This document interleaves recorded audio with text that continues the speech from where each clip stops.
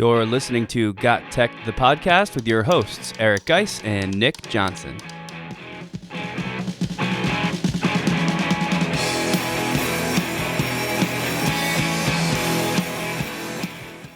Welcome back to GotTechED the Podcast. This is episode 47 called Unconventional Uses for EdTech Tools. In this episode, we'll explore ways that various EdTech tools can be used in unconventional ways. We'll take a look at current events as an unlikely context for promoting critical thinking in your classroom. We'll explain 8 ways to use common EdTech tools in unconventional ways. And finally, we'll close the episode with a special shout-out segment to some people and other online forums that we've learned a lot from over the past several months. Check it out.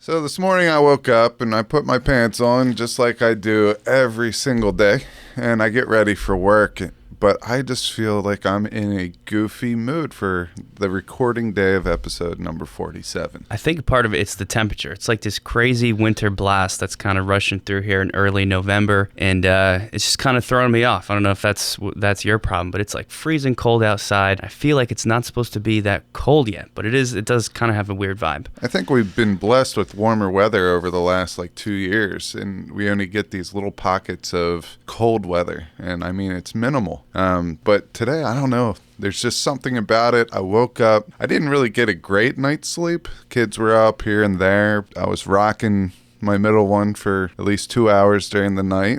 But I feel energized. I feel like I kind of have pixie sticks that went straight into my veins. That's kind of how it feels. Like I'm ready to go. I mean, yeah, that's one of the, I guess, the cold is not fun. And I know some people, my wife really hates it when it's this cold, but it does kind of give you a little bit of a kickstart in the morning. You go outside, that crazy fresh air. So I don't know, maybe that's what you're feeling today. I'm excited because we're coming up on episode 50, which I think is really cool. Yeah, I mean, we're 3 away. And a year and a half ago, I would have never thought we got this far. I mean, we've been pretty consistent, pumping out episodes every 2 weeks. And, we're seeing some of our followers, our listeners on Twitter post good things about us. And we appreciate that very much. But I think, we could get into today's episode, which is going to be really a twofold episode. One is taking current events and using them for a different purpose. And the other part of this episode is taking EdTech tools and using them for different reasons other than what they were intended for. Right. When I like this because it's all sort of under this umbrella theme of sort of unintended ways to use things in the classroom. We're going to start off talking a little bit about current events and how that can play a role in your classrooms. I don't know if you would necessarily think that can have such an educational value. And the same thing with some of the EdTech tools we're going to bring up later. So hopefully we can nicely fit all this stuff under the same umbrella and give you guys some useful things. Yeah, and what really brought this up is, Nick and I were talking about current events and news and how he likes to wake up on the weekends, grab a cup of coffee, sit in his, big boy chair and watch the news in the morning. He goes, "Do you get a chance to do that with 3 kids?" I was like, "No, nor would I want to." And he's asking me all these questions like, why wouldn't you want to watch the news? Why don't you want to know what's going on in the world today? And I was like, I kind of don't like to watch the news because it's either really happy stuff, but most of the time it's really sad and, stuff that I don't even care to pay attention to. I mean, it's all this negativity. And in my life is more in the upper middle. Happy most of the time, but most of the time I'm even killed. So that's kind of the way that we got to this episode. Yeah, and you're kind of right. I mean, as much as I like checking in the news, it's just sort of like a relaxing thing, oddly enough, because it is, like you said, super negative. I'm just looking at my phone's suggested news stories right now as we're recording, and which, by the way, I never checked these or even noticed these, but I did because we were talking about it. And of the 4 that are there, 2 of them are dealing with politics and the crazy political environment, impeachment hearings and everything else. One of them is dealing with climate change issues and the accelerated rate that glaciers are melting. The other one's on something that's not necessarily so negative, but 3 out of the 4 pretty depressing stuff. So it does kind of seem sometimes like there's something wrong in the world, but that's not all there is. There's a lot of news out there that is positive, and there's a lot of news out there that is kind of just news. It's just there. And I think that's the pocket that we can stay in for our classrooms. And I think there's some pretty exciting stuff that can be done if you bring these current event articles to your students and kind of show them that the news doesn't have to be this hysterical, dramatized, crazy stuff, because it kind of makes you think that that's all there is out there. And it's just not the case. So when we first initially talked about this, I was like, I'm going to dread this episode. This isn't something that I want to talk about for however many minutes we go. But then I thought about it, and the news of the problems, climate change, there's another bridge going up to cross the Delaware. There's a bridge collapse somewhere. There are all these, they may be negative stories, but they're also opportunities. Okay, there's a lot of crime that goes on, but that is a problem. How can we get our students to take that problem, and they don't need to come up with a foolproof solution, but can we get them to think about what the problem is, why it might be there, and to get them to think outside of the box to make some type of solution, a proposal for a solution. They're not obviously carrying it out. Maybe they will one day, but can we use these negative events, these things in the news that are problematic, switch gears, put it in the classroom, present that to the kids, and have them run with it and be creative? Yeah, I think that's the really cool part about this is we have these news stories that generally address something that is an issue or is a problem, because that's what sells. That's what people are most likely to read. But like you said, guys, that is an opportunity for your kids to engage with that and then come up with solutions to it. And of course, that's it's one of the big things in education right now is having students work through this problem-solving process. You've got critical thinking skills, all types of really complex analysis. Maybe they have to do outside research to learn more about that issue, which is just another great skill for, analyzing and reading current events, is kind of showing that maybe you have to look at other sources as well to really understand that, but really focusing in this idea of, okay, here's the news article, let's read it, let's find a solution. Maybe in small groups, maybe in large groups, but I think there's lots of really interesting ways to do that. And I know for me as a science teacher, the one that jumps out, and I think you have an activity like this, guys, that we've talked about just recently. Take that climate change article, for example, that I brought up at the beginning of the segment. You can read that, but then let's turn that into, as a class project or a class assignment, how can we, what is the actual problem that's being mentioned here? And then let's brainstorm some solutions, maybe do some kind of a little write-up or some kind of a project related to presenting that solution and sort of guide them into things that they can learn about along the way. Maybe it's you want them to learn about weather patterns. Maybe it's habitats. Maybe it's food webs. There's all kinds of things that connect so that learning happens in the context of this article that came out yesterday. So it feels topical and it feels important. I think this is all good stuff. Maybe we should talk a little bit about the resources that teachers can use in the classroom to gain some of these current events or some of these issues that we can be problem solvers about. And one of my favorites is the New York Times. They do an amazing job with what they do. That's why the newspaper is still around and it's not really downsizing. And to talk about that activity with climate change, I did an activity called Can We Save the Polar Bears? But I took a video that came from the New York Times website and I used that as my hook at the beginning. So not only is the New York Times a great print source, they also have some amazing resources online that you could use in your classroom.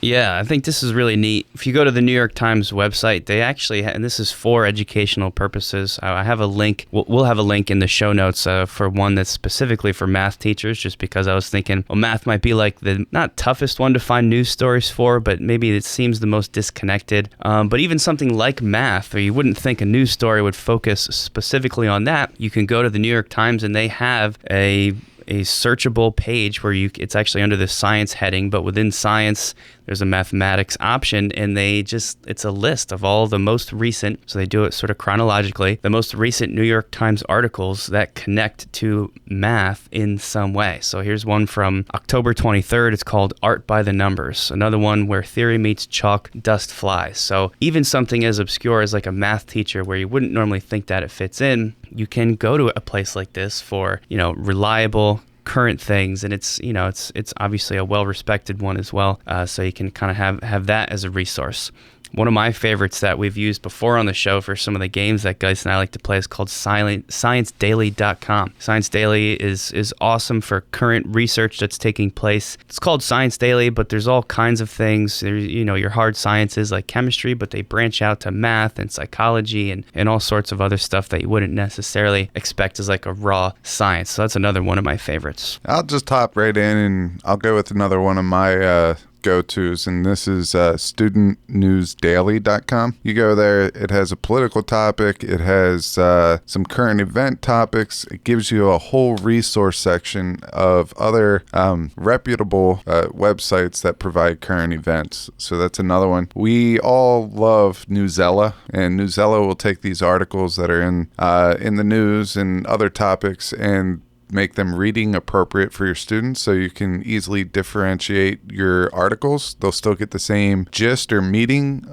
of the article, but it will be to their reading level. So those are two fantastic ones. And going in with the science-y one, the one that I always use was Data Nuggets. It just gives you real-time, real-life data from scientists, and it allows you to manipulate it to come up with a problem and a solution. So. Another good one that I like is called Newseum, and newseum.org is kind of like a separate website. You can check it out, but Newseum has a specific education page. It's NewseumEd, NewseumED. That link is also in the show notes, and it's like the resource for teachers trying to bring current events into the classroom. They have articles, but they have lesson plans built around each article with discussion topics and worksheets and everything kind of pre-made. So in like a true sense, this is should be your resource that is specifically guided for current events and journalism and analyzing news stories and how to do that. I'm going to throw two out there specifically made for kids. Time Magazine has a website called Time for Kids, similar to the New York Times thing I mentioned earlier. It's Time Magazine articles, but specifically for kids. Some of them are even written by kids. They kind of try to promote journalism, so you can check out some stuff there. And there's a lot of sites that do a similar thing. A different one I found is called tweentribune.com. It kind of does the same stuff. It just brings these articles specifically for students. These are good if you do teach at the younger grade levels, where maybe going to like a New York Times might be a little bit too advanced, or the vocabulary might be a little out of touch. You can find things grade level specific on a lot of these sites. So that's a pretty good collection of resources there, and hopefully we've got something for everybody to check out, something that everybody can use when bringing current events into your class. You can follow GotTechED outside the podcast at GotTech.com or on Twitter at WeGotTechED. All right, so this is the part of the program that is probably my favorite. I love getting into the nitty-gritty with EdTech tools and ways that we can implement them into the classroom. But, we do need to stop and kind of jump back for a second and say that, yeah, this is a podcast about EdTech tools. This is a podcast about EdTech ideas and integration and all that stuff. But Nick and I know this is Nick's feeling on it as well as mine, but if he disagrees, he could hop in. We want to throw it out there that EdTech, in our eyes, is only beneficial if it's going to enhance the lesson. And if it's not going to enhance the lesson, we got to take a step back and really figure out why we're using this piece of EdTech. Yep, it's true. And I think you're going to see that evident in these different unintended uses of EdTech that we've put together, because really that's what all of these things do. These are activities that would literally not be possible any other way unless you were using the EdTech in this manner. And even though a version of it might be possible without the technology component, I don't think it's as engaging. And I think these really kind of bring it to the next level, and that's the kind of stuff we want to focus on. And I didn't realize until we kind of made this list, but I think this is what excites me the most, and what this when you can use a piece of technology in a creative way that is different than what it's intended for, I think it's just energizing to me. And I think you're kind of the same way. When we come up with something like, oh, you could use a Google Doc for this, it's not just for writing an essay on your Chromebook and turning it in. There's all kinds of really creative uses for that. So that's the theme we're kind of going with here, tying in this idea of bringing in, a news story to your class that you might not expect. Well, how about a piece of educational technology being used in a way that you might not expect? So this is hopefully as exciting to everybody else as it is to us. And I know you've got one of my favorite ones here, Geis. Maybe you can start us off with the use of Flipgrid in a way that is different than just having your students post a video of themselves expressing kind of where they're at or some kind of opinion. Yeah, Flipgrid, I could come up with several, but I think the best one is called a flip hunt. And Kathy K, I'm going to say K, but I am going to attempt to say her last name. And I met her at one of the PDs over the summer, and she is absolutely fantastic. She's full of energy and full of life, and she's very passionate about flip hunts. And they are amazing. It's basically a scavenger hunt, but she does it through Flipgrid. And she has several different templates and different ways. And we will put her social media information there. And I'm going to also put a link to her blog as well. So you can go and look at some of her flip hunts. And here's where I'm going to probably butcher her name. And Kathy, I apologize.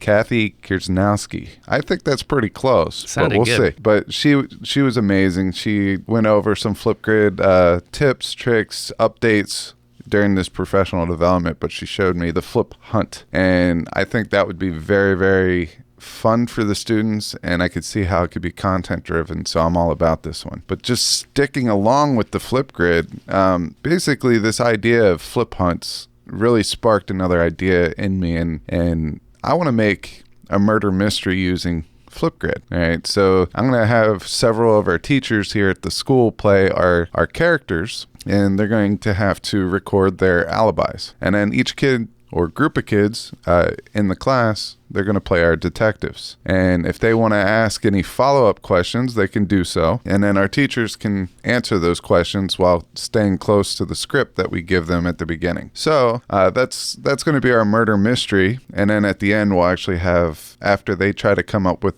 the method that of the murder or of the crime that was committed, we'll actually have a revealing of what actually happened, which is going to be so far-fetched that no one's going to get it. So Yeah, I really like that murder mystery idea. The more I hear you talk about it, I'm extra excited to kind of get that one going. I'm going to sort of build off the first one you brought up, which is the scavenger hunt theme. I love these things, and it's always such a good time for your students, and that kind of transfers over to me as well. It's just enjoyable. It's fun.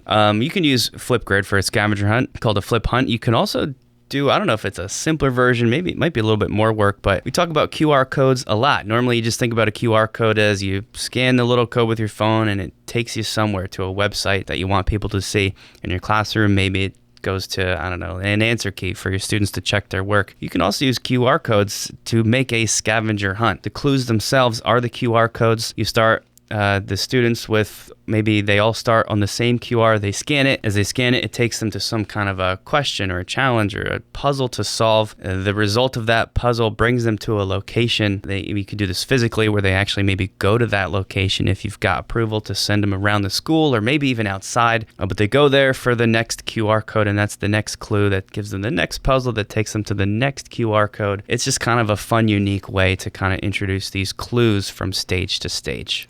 So a lot of our kids, students, can't sit down for long periods of time and keep focused. This is a great way. Both of these, the flip hunts, the murder mystery, because they're going to be moving around and doing stuff, and also your QR code scavenger hunt, they're all wonderful ways to get your students up and moving.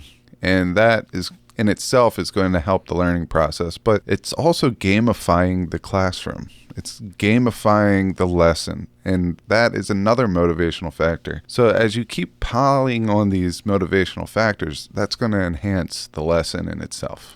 I want to bring up another way to use QRs. I just thought of it as you were talking. I don't know if you even remember this, but we developed like an amazing race game. We've talked about it before on the show, which just has a bunch of stages that the kids kind of play, modeled after the Amazing Race. Well, one of those challenges was just a series of 10 questions, like a simple worksheet. They were chemistry questions because it was for my chem class, but as simple things. You could do this with any worksheet ever where there's like a really base level fill in the blank style question. Well, the way we did it was, rather than them just filling in the blank and it's either right or wrong, they filled in the blank to the question after they did some research to find the answer. But then around the room, we hung up there must be 30 to 40 different QR codes. And beneath each QR code was a word, and these words are possible answers to the questions. So let's say the answer to one of the questions was Ernest Rutherford. He's like a historical chemist. Well, they could go around the room, and there's a QR code with Ernest Rutherford's name, but there's another QR code with J.J. Thomson's name. Another QR code with Niels Bohr.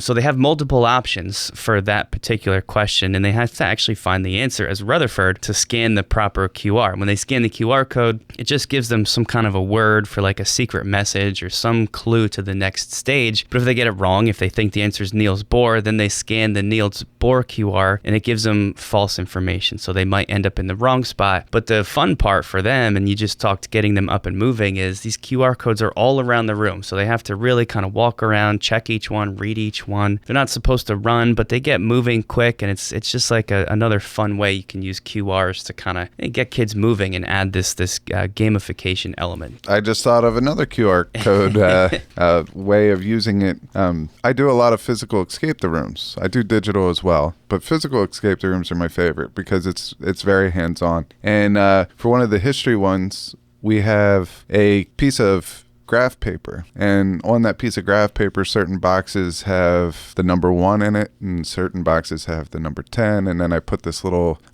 gradient key out there where 1 is completely white or blank and 10 is black. So after they look at it for a little bit, they realize that they have to shade in all the number 10s, and that turns into a QR code, which takes them to whatever puzzle that they need to get to. So sometimes I do little puzzles in order for them to get the clue. They have to kind of earn it. This was one of those that I did. It gave them, they had to put 9 different famous people from World War I and World War II in the correct sequence to get a formula. And then that formula gave them the passcode. So you could also trace the QR code onto a piece of graph paper if you really want to get creative with that. So yeah, I love that idea. There's just so many. We could have done a whole QR code episode. We probably just ruined it because we did it in this segment. But you get the idea. They're really fun to play around with. Endless possibilities. I'm going to click over to kind of an easier one to understand and to kind of maybe get started with, and that is Google Sheets. You think of Google Sheets maybe just for the spreadsheet and entering data and graphing and everything else. Totally great for that. However, you can also use Google Sheets with something called conditional formatting, almost as a way for your students to self-assess or self-check as they're working through. The way it works is within a particular cell of the spreadsheet, you can set the formatting so that the cell will change color based on whatever is typed into that cell. So if the answer is 12.2, if the student or if anybody types in 12.2, it changes green. Green means they got it correct. And if they don't type in the exact right answer, it doesn't change color, or it changes to a different color if it's wrong. You can also do this lots of different ways. Google Forms is the obvious one, but I just think it's kind of cool that a Google Sheet could be used to do the same thing. And because you can set the colors to be different colors, maybe this sort of enhances some of the creativity, or maybe sparks something that you could use the different colors that it changes, maybe for some kind of a code element to bring in some sort of gamification where they have to get the correct series of colors to unlock something else or to find something else. So I like Google Sheets for this conditional formatting. So I'm going to go with Google Drawings. Google Drawings is one of my favorite Google apps out there. I do something called a red reveal. So back in the 3rd grade, I'm pretty sure it was the 3rd grade, we used to make red reveals using a piece of paper, a yellow, blue, and red colored pencil. So basically, you would make this secret passage. You'd write down the code in blue, all right, and then you would take the red colored pencil and you'd make slashes one way, slashes the other way, and then more slashes. Does it work for colorblind people? It does. Thank you. And then you also take yellow, you do the same thing, and then you take a piece of red acetate paper. So this is like your red, sometimes you wrap baskets, gift baskets in this, but it's just the red paper, and you stick it over the hidden message, and it will make the message shine through. You'll be able to read it. Well, I did the same thing using Google Drawings, and I'll put the template in there so people could play around with it. It's kind of cool. It's another thing I use for my digital escape the rooms, but I could see it as just like a way to do it now. They have like a little, it takes them a couple seconds to realize what they have to do, but once they do it, they're very excited about it, and then that could give them maybe the URL to a video or a set of discussion questions or something like that. But I really like that one as well. Yeah, it's one of my favorites. One of the best things that I think kind of ties in technology with something that exists in real life as well, but the tech brings it to that next level. I'm going to lump two together in this next one just to kind of finish off my theme of using our Google apps. I already talked about Google Sheets and the conditional formatting. I'm not going to go super into this because we've mentioned it many times before, but Google Docs, not just for typing up that essay or that lab report, with something called HyperDocs. You turn the Google document into this sort of interactive, all-encompassing lesson, really, where there's links, there's areas where the students type in their own responses. You can embed GIFs that move, you can embed videos, and it's just sort of, like I said, this all-encompassing one-stop shop for the lesson itself, maybe the unit itself if you extend it out that far. In the show notes, we'll have a link for one of our favorite HyperDoc resources called the HyperDoc Girls. You can click on them. They have endless templates for HyperDocs that they've already made, and you have free access to. It's really, really awesome. Going along with that, Google theme is Google Slides. I just finished this project with my one of my chem classes using Google Slides to make stop motion videos. Stop motion videos, really complex. There's some apps that do it really well and they're specifically built for that, but you can do a simpler version simply with Google Slides where the students copy paste one slide to the next, but in the consecutive slide that they just copied, whatever image is there, they move it slightly. And then they copy paste again, move that image slightly again, copy paste again, move it again. And as you do that, you build up this gigantic slide deck. They might be, I don't know, one of my kids had one that was like 150 slides long. Each slide is only incrementally different than the last, but when you click through them really fast on presentation mode in stop motion style, it looks like the things are moving. For me, this is a great way for the kids to model like the motion of particles, but you could do this with a bunch of different lessons where you want to have them show some kind of motion or just create a video in a different way. And I think there's even a way where you can edit the URL of the Google Slides so that there's like an automatic playback feature where you don't have to click next through the slides. They just play themselves. And then it's actually like a real video playing. When you go to publish, you can change the end of the URL where it has like 20,000 slides per second or whatever. And you change that number to speed it up or slow it down, whatever you want to do. Just so you know, we had some second and third graders do this a couple weeks ago. They were amazing. They did animations on their favorite recipes. So what they did is they brought in these different pictures and they had a mixing bowl in the middle and they were adding the ingredients, the pictures of the ingredients, which they used shapes from Google Drawings to make like everything, bread, peanut butter, that type of stuff. And then some of the other students went beyond the recipe and started doing other things, but they're in third grade. It took 10 minutes to show them a couple things and then they're off to the races. And I saw one that was 750 slides long. Yep. So it was pretty amazing. Let's wrap up this segment with one of our favorite EdTech tools that we do mention from time to time, and that is Classroom Q. So Classroom Q's intended use is to help students get their questions answered by teachers with a sense of communication between both. So if you have a student in your classroom, you're doing group projects, and sometimes the questioning from students is very long-winded and you need to spend some time there. Those students usually just raise their hand and they keep it raised and they're probably distracted by that. But if they could type into Classroom Q's platform, they could type their name and their question and then hit submit, and then the teacher can post this cue up on the whiteboard or whatever you use to present to the classroom. They could do it on their phone. They could have it on their laptop if they're carrying that around. And then the student knows that you're going to get to them eventually, and they could continue working on what they can work on. Or better yet, other students can answer the question if they know the answer already, and there you go. Danielson rubric. You get 4s all day long. Beautiful. But I had a teacher that used Classroom Q for a different purpose. She had 5 groups in her class, so she used the free version of Classroom Q. She assigned each group a number or a letter or a team name or whatever it is, and that's what they put for the username. But she had this playlist of activities that was going to take them the whole week. But she wanted to know where they were every day. So once they finished one of the activities, they had to type their team name in, and then they put the number of the activity that they just completed. So at any point in time, the teacher could look up and say, okay, groups 1 through 3 on assignment 4. Group 4 is on assignment 1. Group 5 is on assignment 6. All right, so that gives the teacher some feedback. It also gives the students some feedback of where they should be, and it allows the teacher to go over to group 4 and be like, hey, why are you only on 1? Do you need help? Are you stuck? What can we do to get you moving on? And I think that was a wonderful use of Classroom Q. I love that. So I just also want to encourage everybody, think about some of the things that you use every day for their intended purpose, and maybe just brainstorm a little bit how you might change that and use it for something else. And that Classroom Q example is one of my favorite ones. I think it's the creativity is extra exciting. So check it out. Give it some thought. Yeah, just to add one more thing. If you get really good at using slides and that's your go-to, all right, if you change that purpose, if you find a different use for it, you're still using all the skills that you're very good at. So a teacher who could get very good at slides can be very technologically sound. Okay, they're in the eyes of their students, in the eyes of the students' parents or guardians. So go find that thing that you really like that could be multifaceted, know it really well, and change it up. I think it's an awesome opportunity for you to stand out amongst your students, amongst their parents, and amongst your colleagues.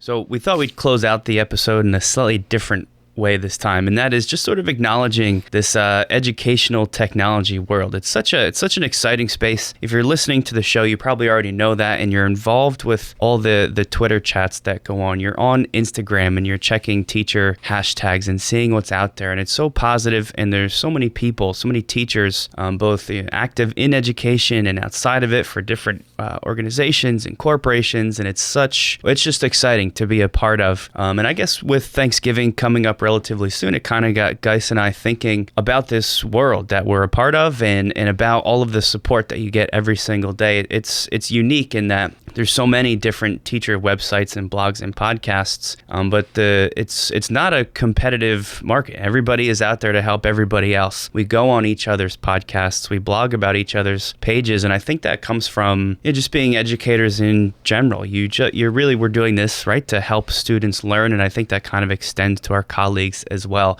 So we kind of just wanted to say thanks for all of the support that we've gotten from people in helping us build this show and our website and our blog and everything else it's led to. And we'd like to encourage that if you're a listener of any other podcast or if you're a reader of any blog, let those people know that you listen. Go just leave them a comment on a recent post, or reach out on Twitter. Throw a like or a rating on whatever their website or their post or whatever they've done, just to kind of give them that support and let them know that people are out there. You're listening. You're getting something out of it, even if it's just an email to kind of say that same thing. If you're a listener of ours or you've read a post on our blog and you've thought that about us, you could do the same for the GotTech podcast too. Whether it's subscribing, liking, rating us on iTunes would be awesome. We've recently also started putting all of our shows up on YouTube, so if you're a listener there, check it out. Give us a thumbs up, give us a nice comment, or even just reach out on social media, which a lot of people do. Kind of let us know what you like, what you don't like, some topics you maybe want to hear about. I think the interaction that we've gotten from doing all this is one of the coolest parts, because we've learned so many things, and then we try to just share that out with the larger audience. So thank you to all those people, and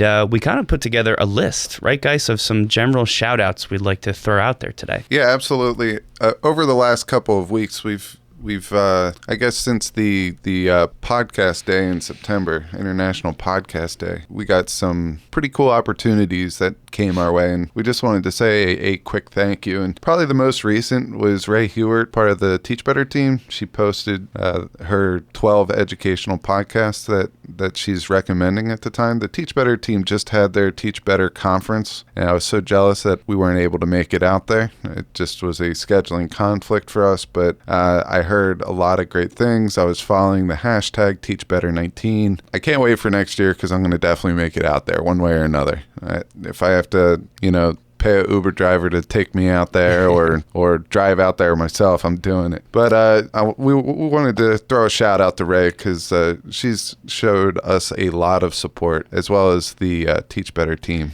Yeah, thanks, Ray, and the Teach Better team. It's been really awesome. I'd like to throw a shout out to Anuj Agarwal. Anuj, if I'm saying your name wrong, I apologize, sir. Mr. Agarwal is from FeedSpot, not necessarily an educational blogger, but he did include us on a list of top 75 educational technology blogs and websites for educators in 2019. It's another one that we're excited to be a part of. Check out Anuj on Twitter. It's at Anuj_FeedSpot. He puts together, as part of FeedSpot, he just kind of puts together top lists of all the blogs and websites and podcasts within a large variety of spaces. And EdTech was just one of the recent ones. So thanks, Anuj. Next up, Jeff Bradbury. He's an amazing talent within the educational field. He has a lot of podcasts, and we mentioned some of them before, but he invited me on Ask the Tech Coach podcast, where we talked about the importance of tech coaches focusing on function and not on application. So we'll hyperlink the link to that podcast that I was on last week, as well as he reached out and just asked a whole bunch of podcasters and tech coaches their advice on how tech coaches can help teachers embrace technology integration challenges. And we sent over a couple of lines for that. So thanks for including us on that. And then finally, I've been a part of some Twitter chats, and I just want to throw two out there. These two, well, the one chat I'm on more regularly than any other chat, and the other one, I just liked the topic, and I went on social media, went on Twitter, and I saw that it was happening, and I hopped in, and it was a great time. And that one was hashtag PD for you and me, and this was the October 26th Twitter chat, and I think it was hosted by at Special Techie, which will be in our show notes as well. Go over there. I thought the discussion for how to start podcasts in education, whether it's for yourself or your students, I thought that was an amazing topic, and we got a lot of great things out of it. And the other one, which, you know, I go there as much as I can. Sometimes it's right in the middle of putting the 3 kids down, but sometimes I get them to bed a little early so I could catch it, but usually I'm a little late to this one, but I catch up quickly, and that is Mastery Chat, and that's with the Teach Better team, and that is at 8 p.m. Eastern Time on Wednesdays. And one thing I like about the Mastery Chat is before the chat, they have whoever's guest hosting it, they interview them on Facebook Live, and then they also do a post-chat Facebook Live, not an interview, but just like a recap. So those are pretty amazing. So thanks everybody who's helped us out. Thanks everybody who will help us out. Thanks everybody who will help us out. And thanks to all our supporters. Remember to rate your favorite people online, or just let them know that you're a listener. And happy Thanksgiving, everybody.